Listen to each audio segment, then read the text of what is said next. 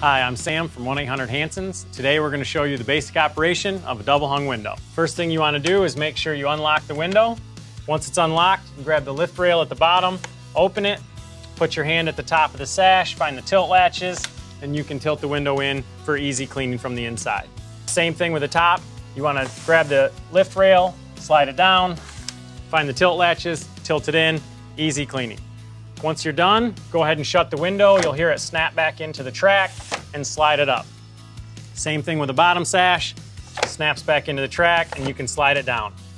When you're done, you want to go ahead and lock it. Always try to remember to lock it because locking it allows for the best possible seal. Another great feature of the double hung window, there's these limit latches. You pop these out and that allows you to open the window just like 4 inches. That way it keeps children safe or pets from crawling out. It's a really nice safety feature. When you're done with that, you can go ahead and shut the window and just slide those back shut. Another feature is the screen is in a sliding track, so you can slide it up. That way if you want to open just the top sash, you can do that to create some upper ventilation.